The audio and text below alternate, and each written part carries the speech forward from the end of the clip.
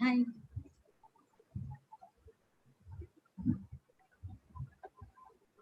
তুমি live stream করে দিয়েছো এখনই?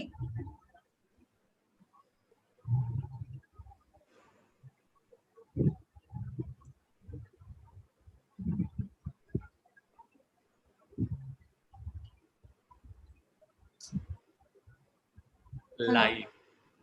Oh.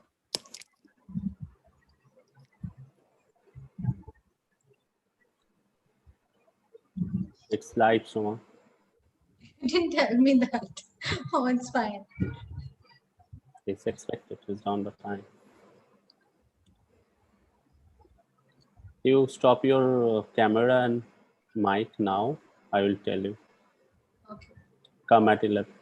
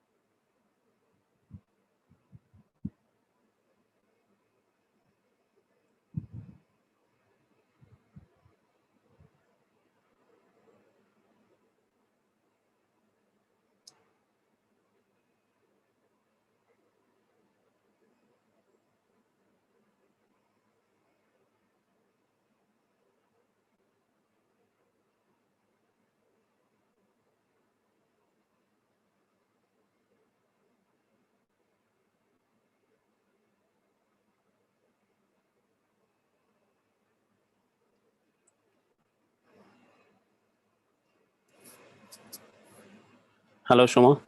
Are you there? Yes. Start your screen.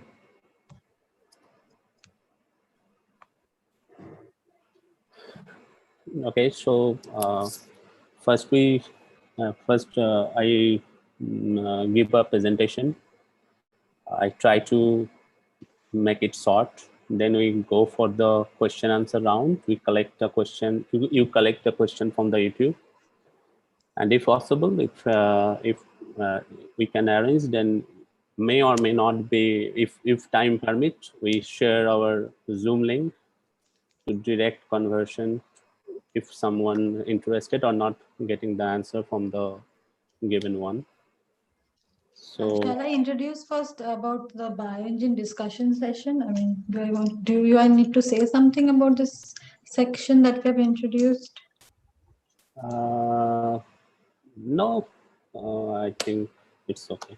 I will start and present. At the end, I think you explain about our our next webinars and all. Okay, by opening the website. Okay. Okay, so I go for the presentation. Okay. All right.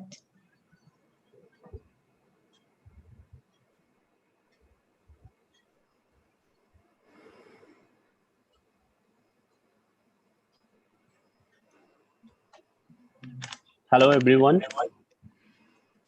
Today, I'm very much interested to start this session. It's called discussion session.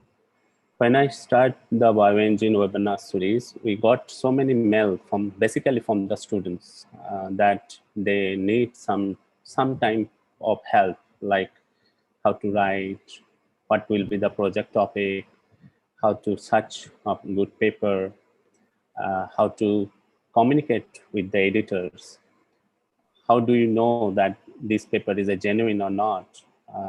What about the plagiarism? Another things like you need some software help, uh, or you may need some plagiarism removal software or citation management softwares. So I decide that, okay, we can start a session which is not dedicatedly for plant science research, but it will benefit the society or students, which is based on the life science, other life science field. And it is, as you know, this is the first our discussion. So I decide that I go for it and I learn some things from here. So what I can introduce in later discussion session, that whether it is one is okay, or we can use the multiple speaker on it, because we try to maintain the time within 1 hour. And it's one type of experiment, you can say. So that's why I choose a topic which is just a knowledge based topic. But in upcoming webinars, I already communicate many speakers, many of my friends, my seniors and others experience or expert in that particular sectors. And I got so many suggestions, but most I keep in the mind this suggestion, and few suggestions are on the plant science basis, obviously, because Bioengine got majority of our listener are from the plant science. So we have we have lots of questions or topic suggestion which again from the plant science. Those are the plant science topic. Definitely, we will try to cover in our webinar series, but those are not directly to the plant science or directly not the actual field of research related, but it support us. So let's see what we introduce or what we can do in our discussion section.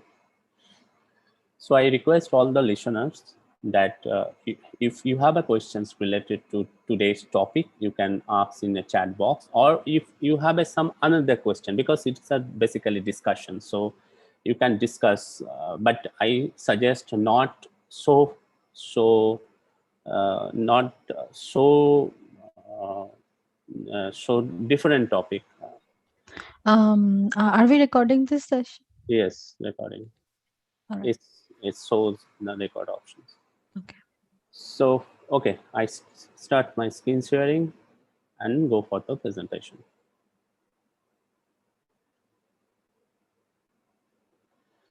Before I going to the presentation, I want to discuss interesting few things that when we talk about the research paper, basically we always it's pretend, or we got habituated that we always search the author's name, either the first or either few last authors.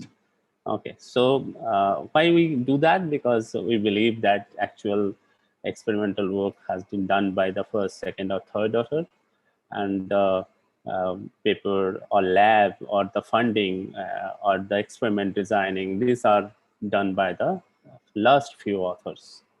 Those are the corresponding author or last few other experienced authors. So it's a general rule, okay? But you can't do that for a multiple authors. It's very hard to do that. And some paper has, they have not the scope of this thing. So for this interesting purpose that today I'm choose few publications. Those are not exactly from the plant science or plant, but these are the international peer-reviewed publication.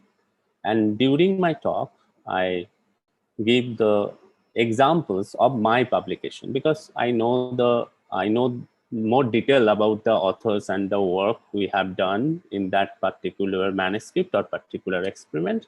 So here as examples, I took all the published work of my lab or mine during my PhD and this tenure. So these are the like examples basis. We can choose any of the paper for the examples, but I choose for today's work for those are the published by me or my lab. Okay, so I first go for the 3 paper which are published, and these are the very interesting things. Okay, this is a paper. This paper is on the Drosophila genomics. Okay, it's published in J3. It's an international peer-reviewed paper, and this paper has 1,014 authors. If you go for the end of this paper, you can find the whole author list. These are the authors. These are the authors. So this is the first author, and these all are the authors. So this paper has 1,014 authors. So how you can identify who did what in this paper? It's quite impossible.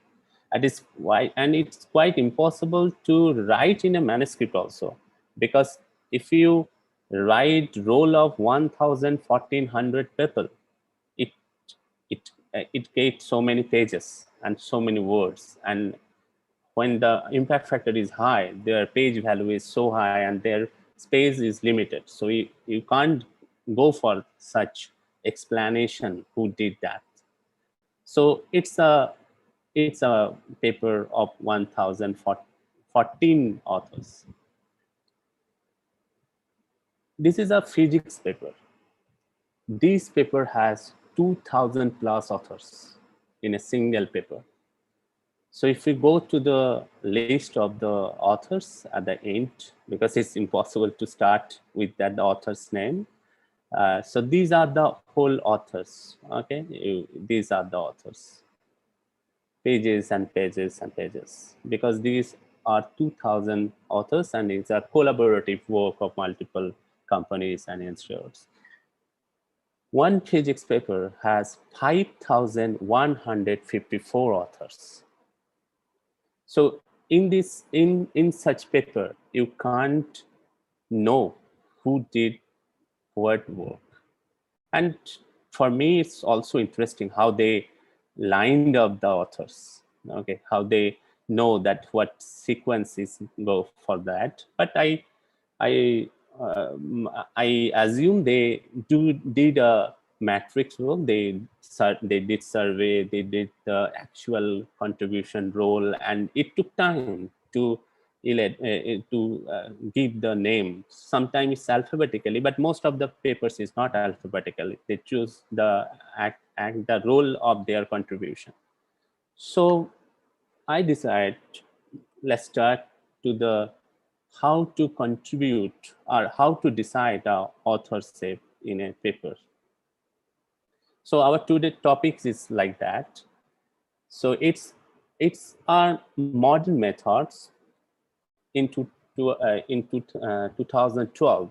This is the actual time when various very renowned publication house funders or some stake agent from the representative of stakeholders, they decide that okay, we need to more concise, we need to more specific the contribution of any authors in a papers. Okay, so like an example, PCTOC is a paper on they published a work of plant biotech and plants. So this is one of my paper. So this is the first author, this is the last author, or corresponding author, and who did what contribution in research, you can find it, because that time PCTOC has no such method to mention the role of the authors. But later, PCTOC introduced the author contribution column, and where you can mention the contribution of an author in a particular journal. So if you go for the author contribution, then it's also very confusing sometimes. It's very confusing because if someone did the experiment, if you give the actual experiment, who did that actual experiment, is very tough because it's a collaborative work, it's a lab work, and many people do many things. So it's very difficult to write down the actual experiment or this thing, because it's also need the word count. It increase your word counts. Okay. So it's another paper where the author contribution, you can give that the column. It's a option that you have mentioned the author. But have you seen that it is changing? The pattern is changing. Writing style is changing, because it's happened when someone write a paper manuscript, draft manuscript. He has their own style, but it's suddenly changed when someone other write to this manuscript and this style, because it's written by draft prepared by the Dr. Priyanka Sen. So it's her style. It's draft prepared by me, so it's my style. So it's also confusing for the readers that okay, it's little bit different. Okay. And again, it's also written by me, but the style is changing. So it's very difficult, or it's obviously spontaneous, but it's very difficult sometimes to understand that whether this this paper, this author did that and suddenly change their role in the next paper. So it's very sometimes it's very difficult to know that whether he did the experimental work, or he did the writing, or he did editing, or he did some software's analysis on that. So it's a confusing. Okay. In 2012, Harvard University did a webinar or workshop to solve out this problem, because it's not a recent problem. It's a very renowned publication house tried to solve it for a long time. That's why they introduced the author contribution column. But now it's moved to a collaborative and international platform where everyone can understand that, okay, it means that and it's mean this. So there is a workshop where the most renowned publication house, few renowned international funding agencies, few scientists are talked about the solving process of this author contribution in a manuscript and how they can use this knowledge or the author's details for future or for another purposes. So they did a survey. They sent 1,200 these 14 role cover your author's contribution in the manuscript. So 230 people give the feedback. Obviously, you can't get the feedback from the 1,200 people. Many people are not giving the feedback. So 230 people give the feedbacks. And out of 230 people, 85% find that these 14 parameters are perfect to explain the role of contribution in a manuscript.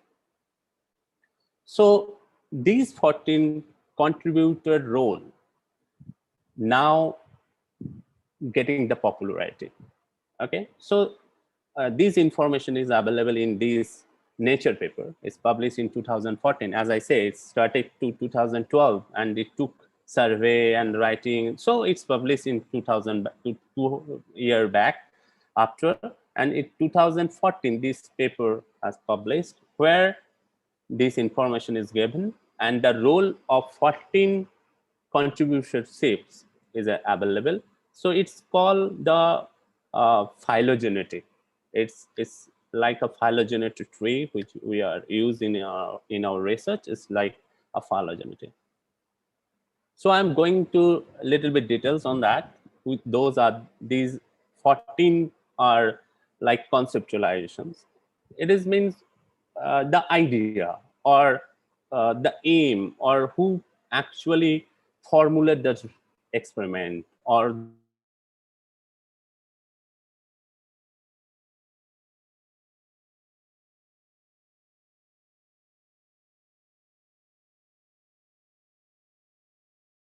you or you or maybe your fancy you or maybe your supervisor is a part of conceptualization.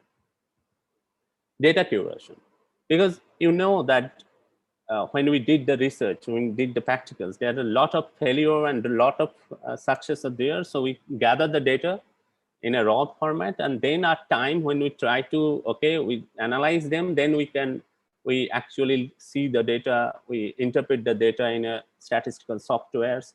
So sometimes you can do that, or you maybe your friend or maybe your collaborator or maybe another guy actually did that. So data, finding the data, actual data which going to be published is a very responsible job. You need to very careful about your data. You need to check the statistical significance. You need to check the variant. You need the chi-square, or you need different type of analysis before going to the publication. Formal analysis. These are the little bit when you finalize the data, then you go for the some level of analysis to see that data. So previous one is a large number of data when you decide that which are going to be okay for your publication or which are the important for your paper. So funding acquisition, obviously you can't do your research without enough fund, but I don't know, it's very difficult to getting a fund for a for everybody in a paper. So obviously your supervisor or any such people with your group, though have the fund, though have the project, ongoing project, so they actually take care of your research funding. Then come to the investigations methodology, because sometimes designing a methodology is very important. Uh, like for the agronomic people, it's very planned way they design the field and what type of plants are there, what the distance between two plants or repetitions. So, and for molecular biology also, the methodology is a very important. Then two roles is resources and project administration. These people are actually planning, coordinating, sometimes when your work is a multi-international, so these people are actually take care of the actual communication with other funding agency, collaborator, or they collect the data from you and they send them to analysis. So that is a role of people. Those are doing this type of project administration. Resources, because sometimes some critical things are very sometimes I change my word, like when someone give you a plasmid or someone give you a CRISPR vector, okay, it's a free design of CRISPR vector, you just use this for your analysis. So without this CRISPR vector or this plasmid, you can't do your work. Okay, so they have the right to participate in your manuscript as an author, because without their help, their samples or their instruments or their resource, you can't do that. But obviously it's not that he give you a small instrument, a small guideline, and you give the name on your paper. It's obviously a discussion. You need to discuss whole your team, your supervisor, and everybody, and they obviously they are going to finalize whether getting the name of the authorship or they can go the acknowledgement part. So softwares, as I say, because sometimes in for bioinformatics they need to change this few code or algorithm to analysis your data. Sometimes it's not so easy that you clicked and you got the data. So it's very very important for those manuscripts where the softwares play an important role. Who did that software or who write this code are also it can be authors. Supervision, obviously, when a project is running, it's running for 3 to 5 years or more. So obviously there is some supervisor or person who supervise all the thing, who can actually know that whether it is going to this direction or our targeted timeline, time frame. So supervision is a very important for the research. Validation, visualizations. These are the two on that point. Because when you got the data, like if you could get the data in a chart or if you got the data in a table format, then you need to visualize this data and try to design in such a way which is actually representable, acceptable, easy to understand. So sometimes very few and expert people are doing that. So involvement, their involvement sometimes fortify your manuscript. And obviously writing. There is two type of writing, is one original draft and another is critical review and editing. So it's sometimes the original draft is prepared by the uh, juniors or those are doing that research, or sometimes it's also prepared by the experienced people, and they send their paper to others maybe within the department, maybe within the lab, or maybe within the collaboration, that please give the feedback on that writing, because sometimes it's very difficult to find out the mistakes from your own writing. It's overlooked. Sometimes it's just you can't imagine that in this angle, or you write in a one direction, but it create multiple direction and misinterpretation. So review and editing is very important. I viewed many of scientists in YouTube. If you go for the YouTube, there is a lot of videos are available on how to write and present your paper. And when you go through, you found that many scientists go for the 15 to 45 times of revision in their own. Then they communicate the paper.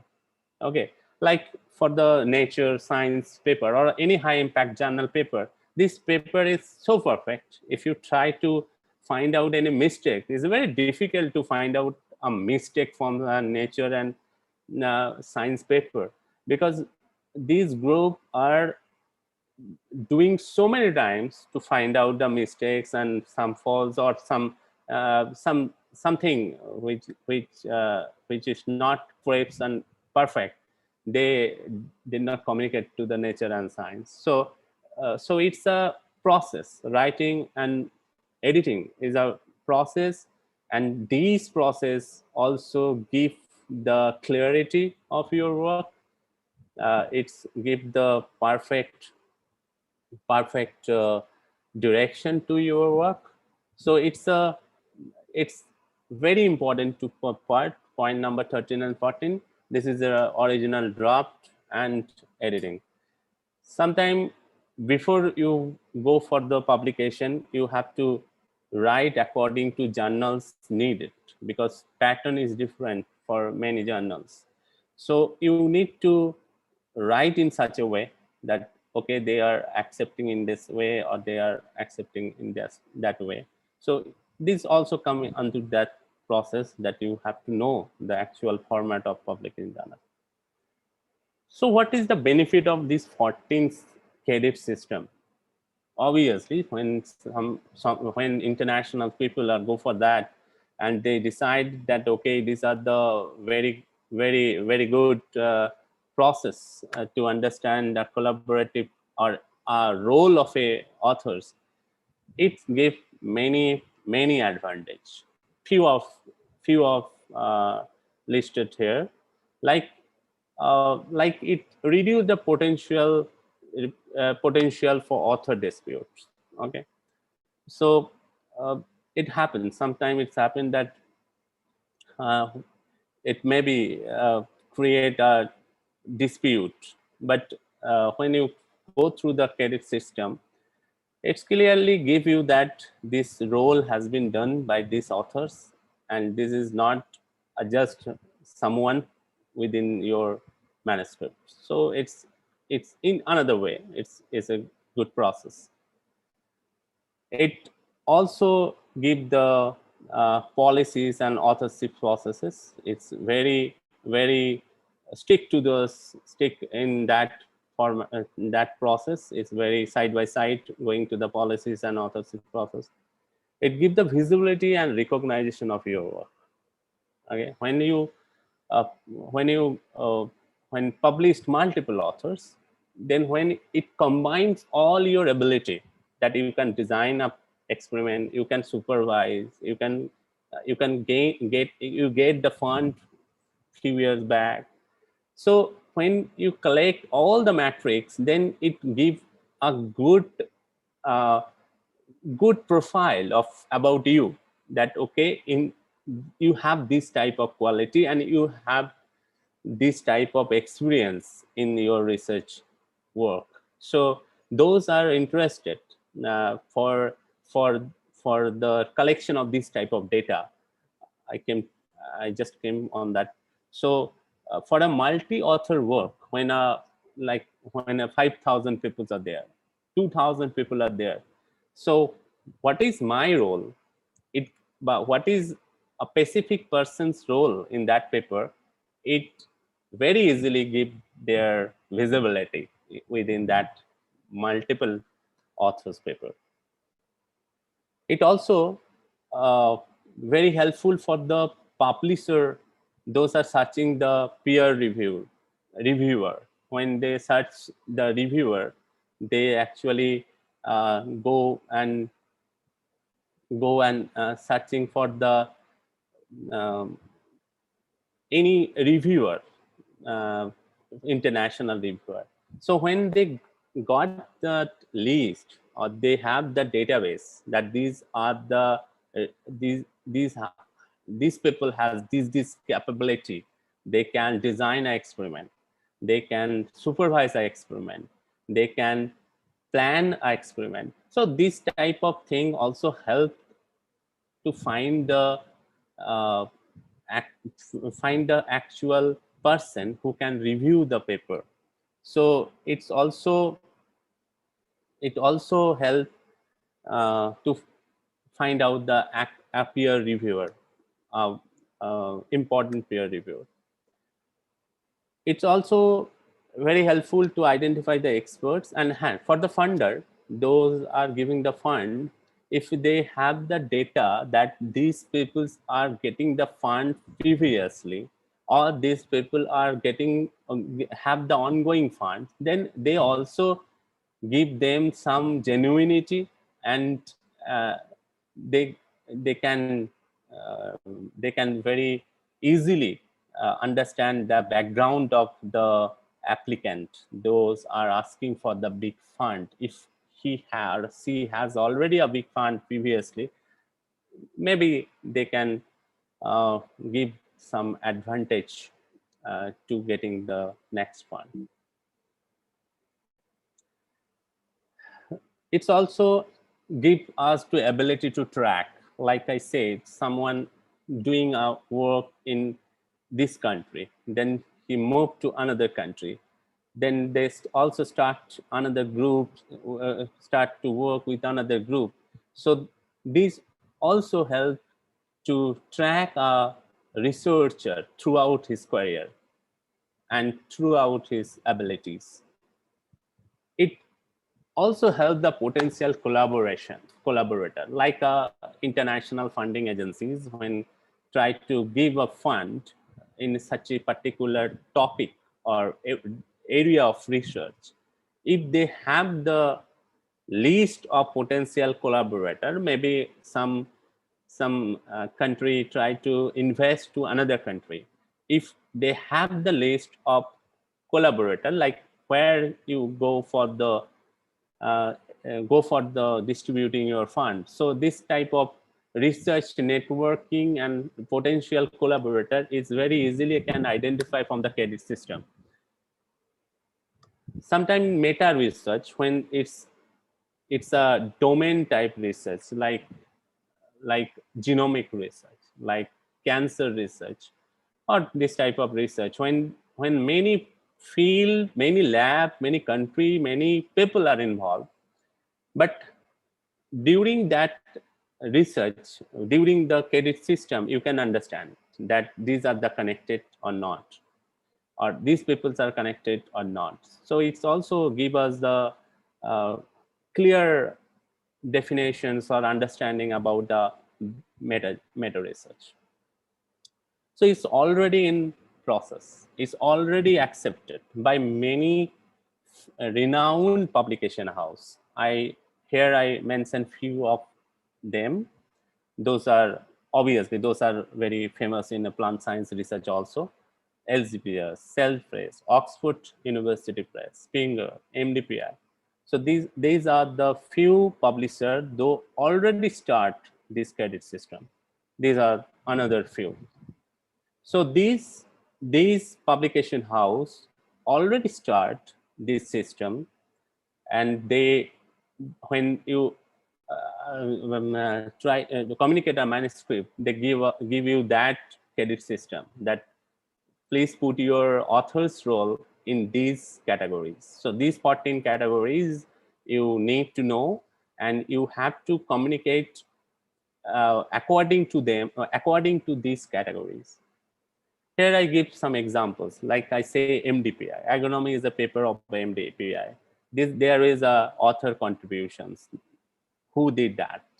Okay, so it's like concept by the SKD, original draft by me, review and editing by my two supervisors, KD and SKD. Is another Elsevier's paper, Industrial Crops and Product. So here you also find the CRediT system. Who did that work? So when you go for these are nothing but these 14. You can choose on any out of anything other than these 14 category. So these are established 14 categories. This is another paper why I put these two, because you can see the change the role, because here my role was not conceptualization. Okay, here but this paper my role was also in a conceptualization this idea. So being a first author in this paper, you can't explain how you involved in paper either, but these two paper when you saw, and you can easily find that this first author can do this multiple work. So it's also give me the clarity and my ability to the for the publication or for the particular work. So it's very interesting and appreciated process. So now I end this session. Now I'm open for the discussion or I got many questions already. Shoma pasted in the chat box, so I go for it. If you think that it's not perfectly answered, you can mail me. I can answer on your mail, but obviously these are the system of a authors, how to decide the author's role or contributor roles. But if you need more to do, but other than that, it's basically varies lab to lab and group to group, how they decide the role or decide the name of the authors or contributor. So let's see what are the questions. Okay. There is a question that what are the criteria considered in publication of a research article in a highly reputed journals? Nature of research or presentation of research article in paper with good statistical analysis. First, I wanted to say that for a high impact journal, novelty is the main criteria. They can't use or they can't take a paper which is everything is known. Okay, like from my point of view, if you I'm working on insect resistant, my PhD was in insect resistant jute development, genetically modified jute. But I can't do a science or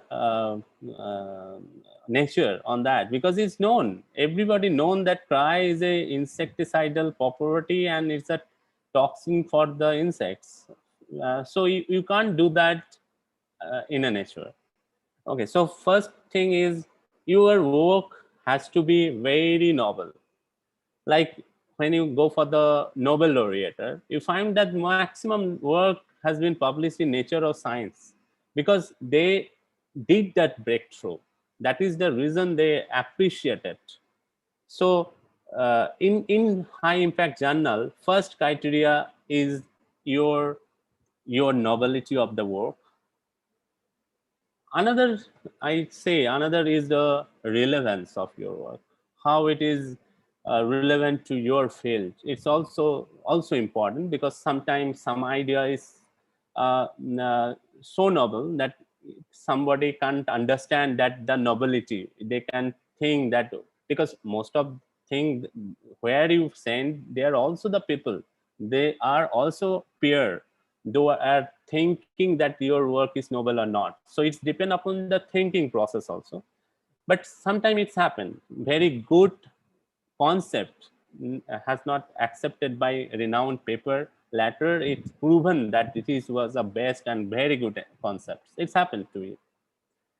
And yes, statistical analysis is must, because you know the research, you know the actual sample size, actual biological or technical replication of your data, but you can't give these details without the statistical analysis, because another person may or may not be know your field, but they know the statistics. Your statistics give the actual reality of your samples. Okay, so that's why very good PEP journal asking not only the p value, they're also asking for the others value, like the f value, that r square value, because they can understand your sample size from these value. So statistical analysis is very important. Your paper has to be your work has to be statistically valid. So before that, you do for that. And I have also planned to try some statistical analysis under this discussion section. I'm searching some people who don't know the SPSS or R bioconductor or any statistical graph prism, which I use generally, this type of softwares. Can you explain various model and method in methodology? It's very subject specific. Okay, I can't explain anything from the computer science, physics, or other than my area of domain. I'm working in a molecular breeding purpose. So my experiment and methods is totally different than you. So I'm not perfect person to answer this. And I think without your group, it's very difficult to answer this type of questions. But thanks for asking it. What is your opinion towards giving credit to a person only for his or her name because they are well known personal? It have heard that I will increase our paper acceptance rate. uh, uh, Actually, it's not always true. Sometimes you think in other way. I'm sure you are the researcher. You did your work, or maybe you are definitely you are a PhD student. So, for your point of view, um, it's okay. You don't want to put any name because he didn't do this work, but it's not true.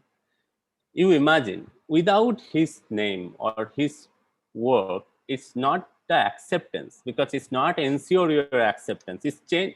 It's sometimes create the possibility of acceptance, but it's not the right or only reason of getting your paper acceptance. But sometimes it give your collaboration. Sometimes it strengthening your purpose. Okay, so uh, there is a term of gifted authorship. It's not right. It's not ethical that somebody call and give the put his or her name on that. But in credit system, it's visible. You can't give a name anything others field and randomly, because when you put her or his name, I'm sure the editor-in-chief will ask you that how it is okay. Is it that person? Because this is the reason that credit has been evolved and developed to understand this type of anomaly, this type of authorship. So my answer is, if he or she is not involved at all with your lab or your research, then it is your group decision whether the name is going or not be given to the author list or in the acknowledgement list. But it's depend upon your group and your supervisors or collaborative decision. But I'm sure a good name sometime help your work, but in another way, you can't give a good name without knowing him, or with getting an acknowledgement from him.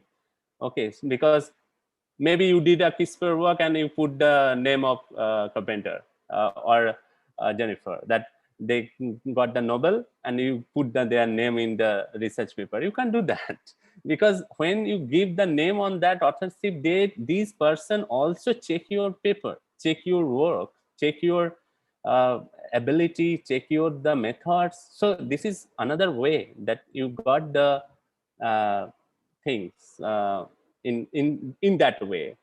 When he validate, then he agree to give his name to your paper, and then you can submit to the paper. So it's a responsibility on her or his shoulder too.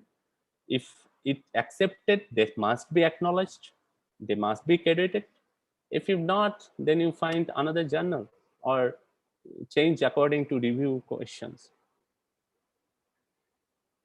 Do high impact factor journal asks publication fee? Can a graduate student pay such a huge amount to publish? Soma is smiling because she know this fact from my life. Publication fees is not in such a way. If I say I have a 5 lakh rupees, but I can't do a plant biotech journal, which is 3.5 lakhs. About the 3.5 lakhs is the fees.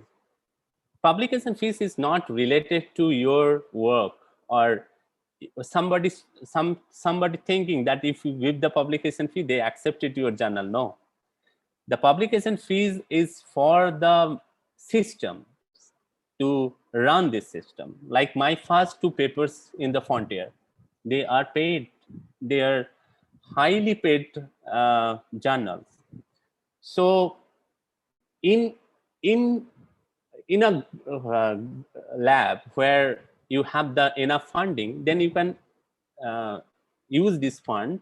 But in India, it's very difficult to use your fund to APC, article processing charge. Okay, nowadays possible. ICR try to include these things in a future project, but you have to pay by its own some cases for mine, or you can manage it from your project, or you can divide the fees with your collaborator and other authors. But publication fees, I think within 2-3 years, all international paper asking for that publication fees, because it's now the question of sustainability of their own. If you see the office of a Frontiers, is a very big building, is a huge office. They use artificial intelligence to detect your paper. When you submit your paper, they use artificial intelligence peer reviewed to find any miss or unpredicted things, like plagiarism, like copy paste, like fabrication of images. So this software also costly and need to be high-ended software. So publication fees is nowadays a normal process, but paying the publication fees is not ensure your journal acceptance. But all high-end journal now start the publication fees. I know it's difficult to search and pay the publication fees, but maybe collaborator or funding agency may thought about that. Can you tell a brief process of writing a review article? I think writing a review article is very tough. Yeah, yes. But I want to go for a discussion on that topic. Okay, so I don't want to explain everything in here, because I plan to how to write article in a future discussion. But I can tell you that when you review something, okay, what you review, all the answer is in your question, review. You actually viewing the published data. Okay, so you collect all the published data and put in an article and send to a publisher. They can't accept it. Okay, because they can do it by their automatic system. It's not need a human or like a researcher or like a authors to do that. You have to extrapolate something from the previous publication. You need to give that thing in your review, or you may extrapolate something for the future. So these things give the chance of acceptance review, because you know those are the published on the review. They are highly critical. They accept highly critical review.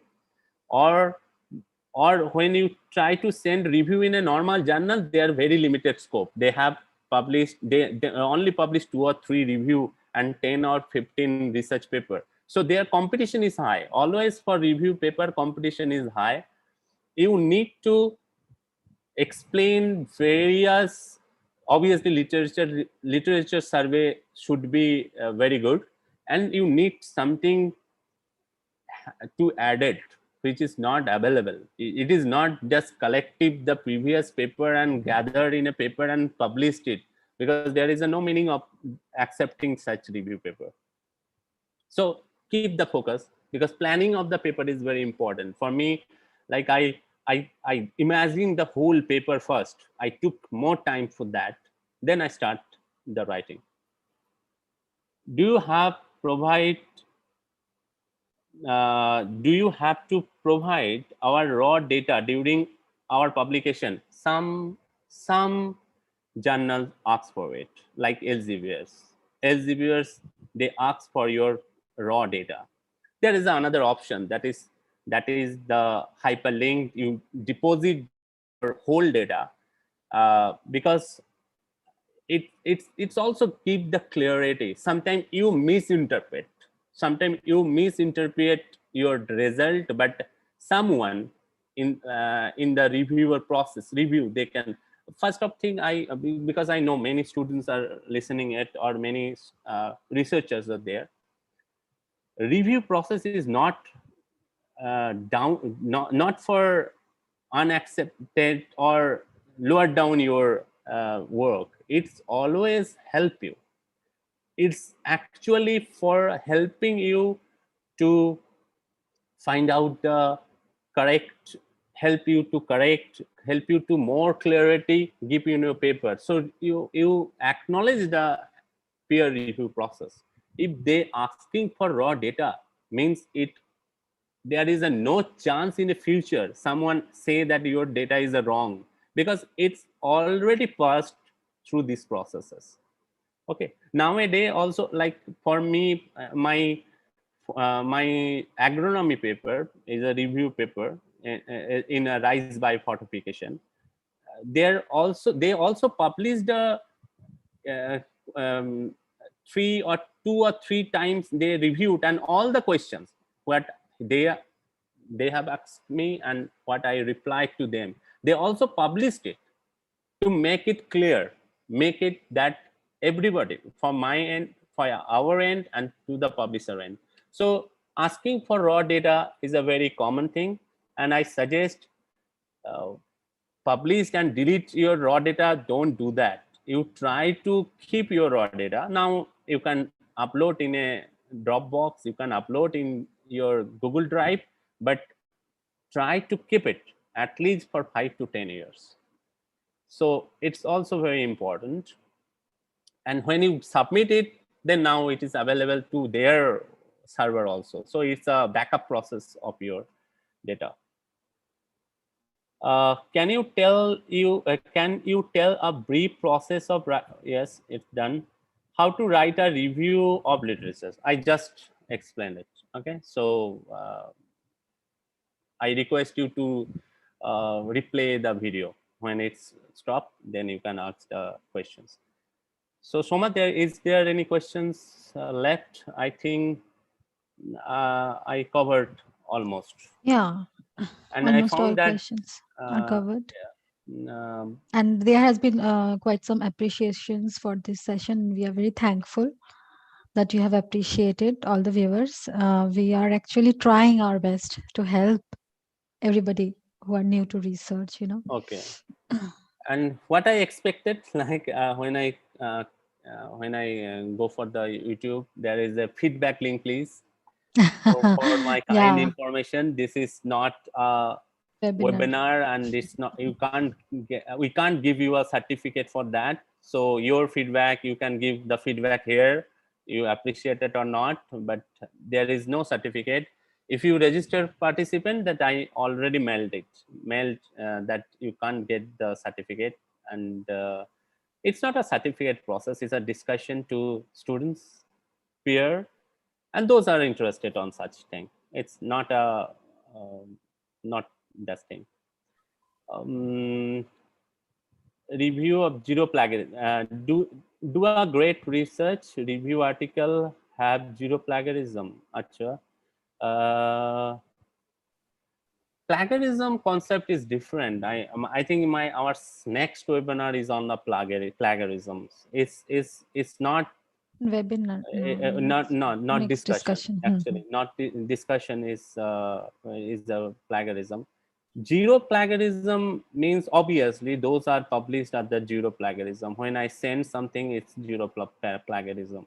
But how to avoid this plagiarism, we uh, try to discuss these things. And one scientific writers will be there with us for this discussion. You can remove the plagiarism by softwares, but most of the softwares are paid, but we know a few are free, so we discuss on that day. How can I write an official email asking him about the manuscript status? Okay, but most of the review process nowadays is a automatic system based, and they are automatically updated with their editorial software system. If you communicate anything other than that, then you should mention your manuscript ID in the subject.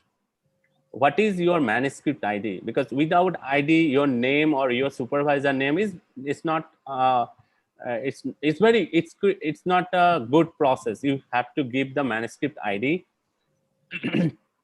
and you give the last status date, that month or 3 months back I my manuscript is in this stage, so what is the next step. And I ask you, don't email to editor-in-chief for that. I sure there must be uh, there is how many people on the managing processes, those are managing the manuscript.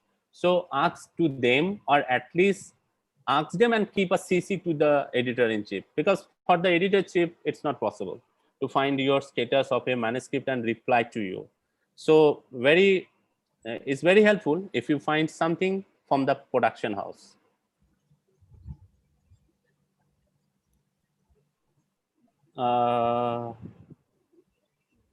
Oh yes, Pavitra Joshi is asking a lot, and She's she is very happy. quite active, yeah. Okay. I like that. If we get this type of people in that, then we can bring them to Zoom to interact in such a way. Yes, Mendeley I used for the reference editing softwares, but you can use anything other than that.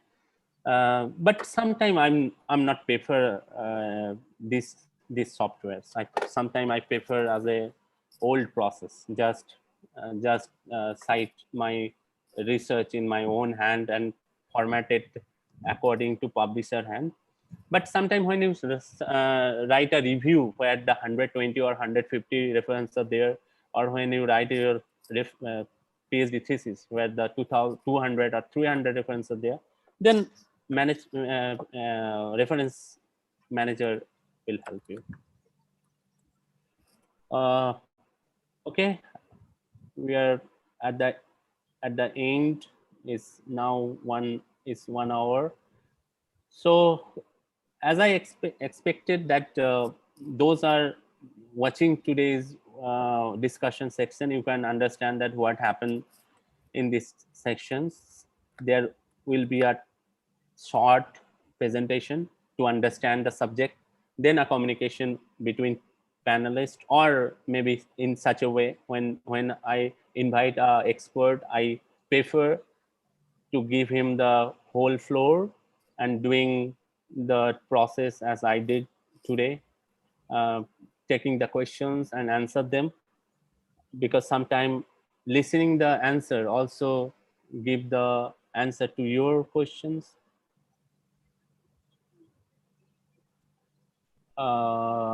I just go through the chat box once again, and then I will end that session.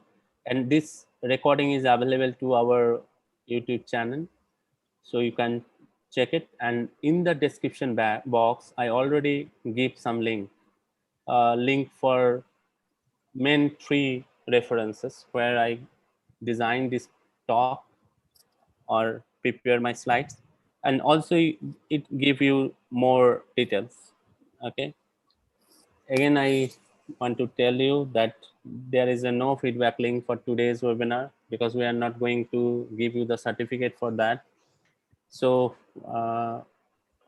your acknowledgement, or you can give us that your feedback or testimonial through our website. Soma, can you give the description of our Tour of our upcoming, yes, website. yes, tour and upcoming webinar? Thanks a lot for joining today's discussion section. There are 3 to 4 discussion is lined up. I'm not mentioning the date yet, but in a month, one in a month, I will try to discuss something. And please suggest me the topic what you want to discuss, but not the topic of the webinar like talk. Okay, uh, I prefer here those are the actual scenario of researcher life, how we faced. Even mental health, we can discuss with the mental health, anger management, like those are available, or soft skill.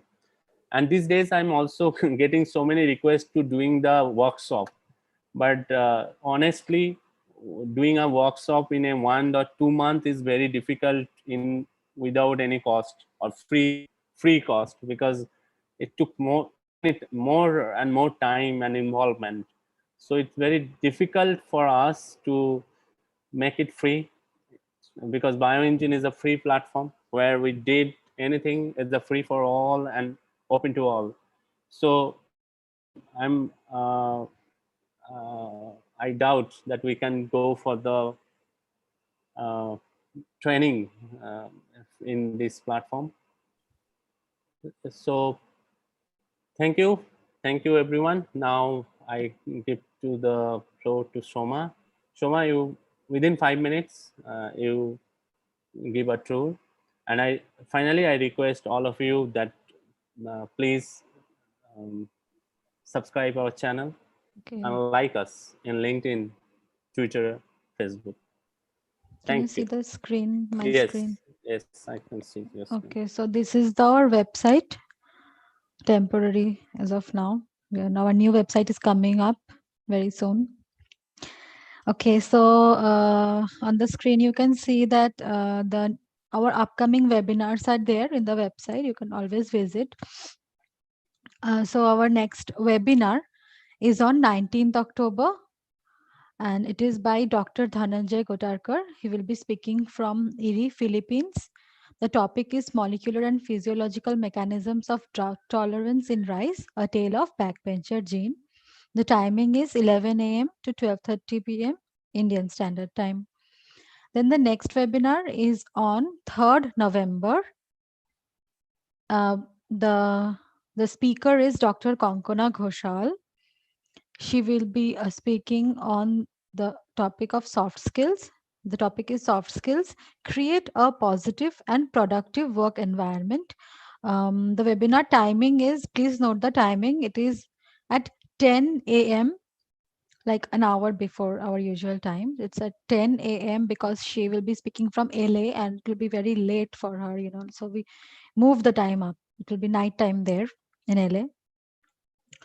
So I also want to say that this webinar is the soft skill webinar is for everybody. I mean, it is not a plant research based webinar. It is for your like how you can improve in academia. So it is for everybody who is in academia. All bachelor degree holders, master degree, PhD and above, everybody can join, and it will be a good session for them to hear about it. So it's on 3rd November at 10 a.m. Okay. Also, the world clock is also available. You can please click on it and see what time it is at your place. So there will be no confusion. So after that, the next webinar is after 3rd November. It is again on 6th November by Dr. Ashwini Parikh. He is from the Jawaharlal Nehru University, India. He will be speaking on the topic towards raising crops for saline and dry lands. The timing is the usual timing, 11 a.m. Okay.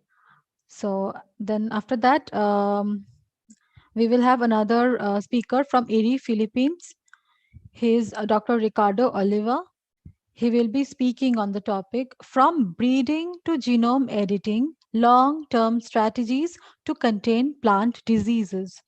This webinar is on 24th November at 11 a.m. Then after that, the after November, then we are going into December. Okay, so the first webinar in the month of December is on 4th December. The speaker is Dr. Manish K. Pandey from CRediT, India. He will be speaking on the topic translational genomics for achieving higher genetic gains in groundnut. So this is our first groundnut webinar. So, and please note the timing. It is in the afternoon for Indian Standard Time. It's at 2 p.m. to 4 p.m. 2 p.m. So because CRediT is active in Africa also, so we all want participation from Africa as well. So we kept the timing a little late for us, and that will be a suitable time in the morning in Africa. So you're all welcome to join. All right. So it's on 4 December. So many more webinars are being organized. We are looking for speakers, and we will keep doing this. And apart from the webinars, which are very specific to plant science research, we wanted to do something or take an initiative to talk about some important aspects of research in general, maybe for plant science, or not only for plant science, for life science also, all the fields of life science.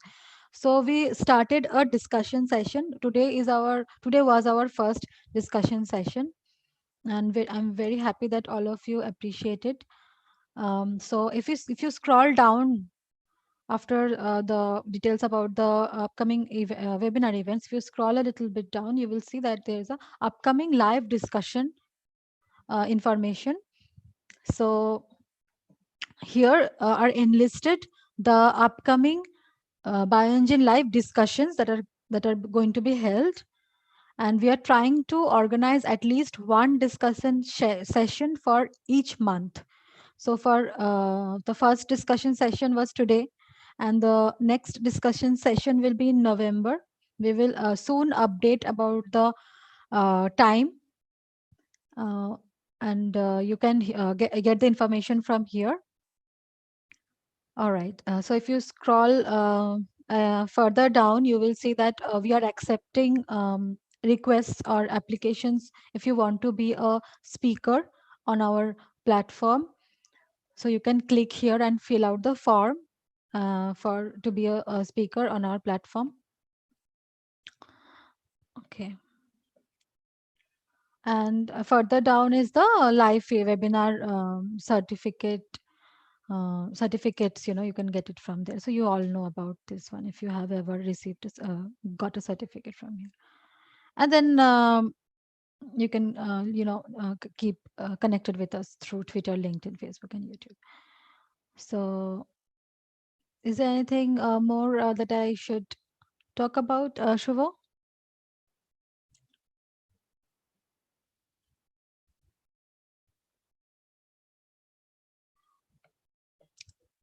You are on mute, I think. Your mic is on mute. Yes, no, it's okay, and we already 10 minutes late, so Yeah. officially it's end of our session. Yes. And those are asking for the Shall I phone. stop my screen Yes, sharing? yes, you stop. Yes.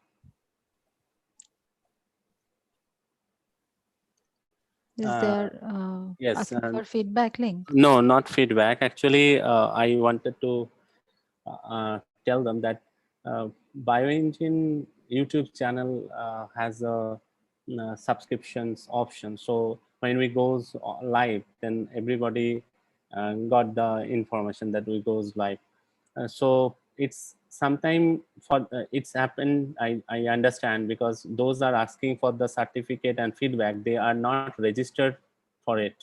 They Okay. just came here and The listen. time, yeah. Yes, listen it, and they think that we gave the certificate. But I'm assure you, those are the registered. I already mailed them that they do not getting the certificate for that. Those are the Because it's a people, discussion session. first of all, Yeah. and second is when they registered through the registration form, they are clearly mentioned on the top of the form that you not getting the certificate.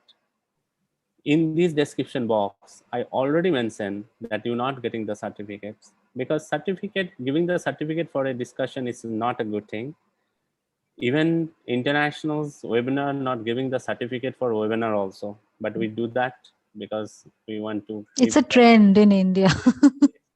we want to acknowledge your time. But this discussion section is only for those are need to such discussion, not for the certificate. So it's not we are doing for the high number of people. I'm expecting few people are doing attending this discussion. Obviously, we got 655 registration for today's event. Not we got in the webinar, uh, and all the description before joining the discussion, you go for the description box, you will find all the answers.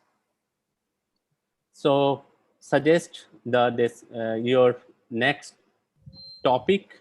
It's a process. We get the suggestions. You can go to our website and put your interested topic. We can try to cover it. Okay, thank you.